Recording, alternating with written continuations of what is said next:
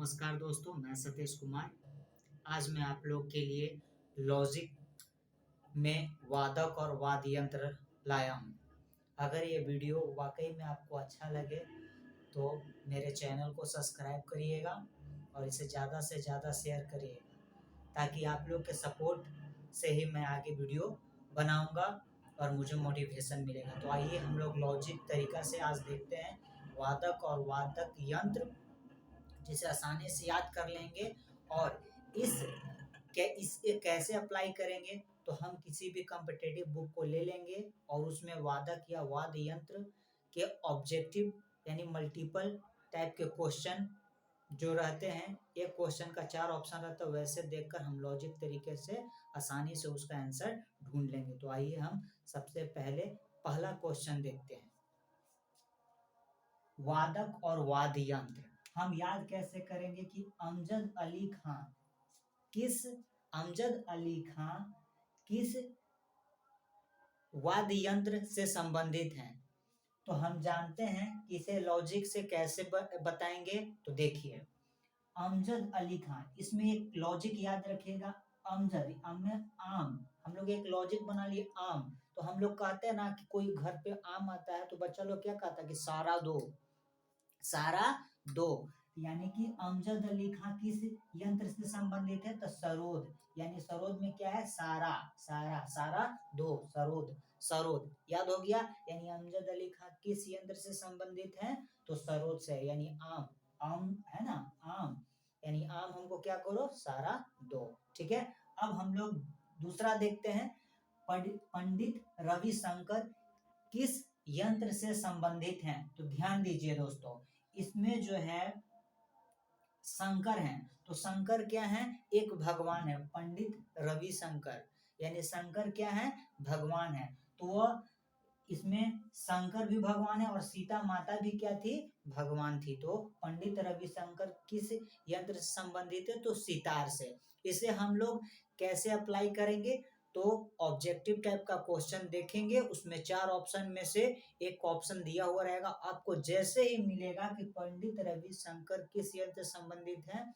तो आपका दिमाग सीधे सितार पे जाएगा। क्यों? क्योंकि शंकर है, इसमें भगवान है, और सीता भी, माता भी क्या थी, भगवान थी। अब आते हैं अगला, जाकिर हुसैन किस यंत्र से संबंधित हैं। तो यहाँ पे देखिए क्या करते हैं, जाकिर हुसैन, तो हम लोग क्या कहते हैं, या हुसैन बोलते हैं ना, हुसैन यानी बल लगाते हैं। यहाँ पे बल यानी कि हुसैन यानी बल लगा के बोलते हैं। तो हुसैन या हुसैन बोलते हैं ना मुहर्रम में, तो क्या करते हैं, बल लगाते हैं। तो जाकिर हुसैन किससे संबंधित हैं, तो तबला से। ठीक है, तो दोस्तों आपको ये वीडियो बहुत ही मजेदार लगेगी, और इसे जब आप लोग एक बार लॉजिक तरीके से दिमाग में बैठा लीजिएगा तो कभी भी वादक और वाद्य यंत्र में दिक्कत नहीं होगी। ठीक है, तो अगला देखते हैं, अल्लाह रखा किस यंत्र से संबंधित है। तो ध्यान दीजिए, अल्लाह रखा किससे संबंधित है। तो यहाँ देखिए, अल्लाह क्या है भाई, अल्लाह के पास बल होता है। क्या होता है, बल होता है, और अपने बल से किसी को भी क्या करते हैं, अपने बल से किसी को भी कुछ भी कर सकते हैं। तो यहाँ पे है अल्लाह रखा किससे संबंधित है, तो तबला से। ठीक है, अब अगला हम देखते हैं, लतीफ खां किससे संबंधित है। लतीफ खां किस यंत्र से संबंधित हैं, यानी किस यंत्र को बजाते हैं। तो देखिए यहाँ पे है छुपा हुआ थीफ। क्या छुपा हुआ है, थीफ। तो थीफ क्या होते हैं, थीफ मतलब चोर होते हैं। तो चोर को हम लोग क्या करते हैं, तबला यानी तबादला करो, बला बला तबला तब बोलते हैं ना। ध्यान दीजिए, लतीफ थीप को यानी चोर रहता तो उसको क्या करते, तबा यानी कि तौबा तौबा, क्या खराब आदमी है, हड़ा हड़ा। तो थीप, लतीफ किस यंत्र से संबंधित है, तो तबला से। ठीक है, अब आते हैं, गुदई महाराज किससे संबंधित है। गुदई महाराज किससे संबंधित है। तो ध्यान दीजिए, महाराज यानी जो महाराजा होता है उसके पास क्या होता है, बल होता है। क्या होता है, बल होता है। तो बल यानी तबला, बल यानी तबला। तो ध्यान दीजिएगा दोस्तों, ये चारों जो तबला वादक है, इन्हीं में से किसी एक पर प्रश्न पूछ देता है तबला वादक से संबंधित। अगर ये चारों हमें याद है तो इसी में से एक तबला वादक पूछता है, जिसे हम आसानी से बता सकते हैं। चलिए अब हम आगे देखते हैं। आगे देखते हैं दोस्तों, पन्नालाल घोष किस वाद्य यंत्र से संबंधित हैं?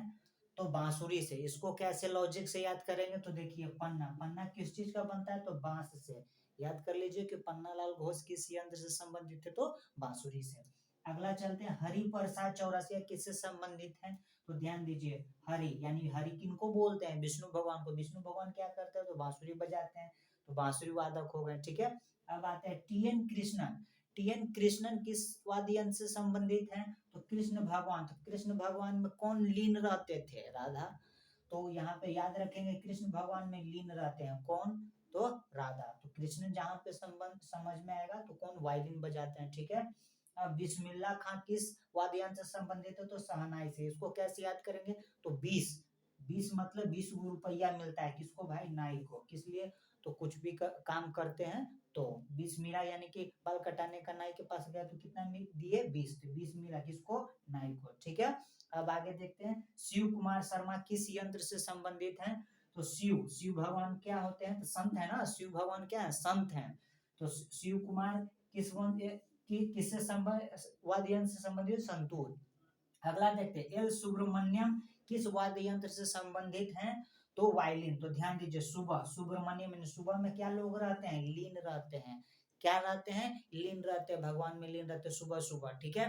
तो दोस्तों, ये जो मजेदार वादक और वाद्य यंत्र थे जो एग्जाम में आते हैं, इसे आप लोग को लॉजिक तरीके से याद करवा दिया है।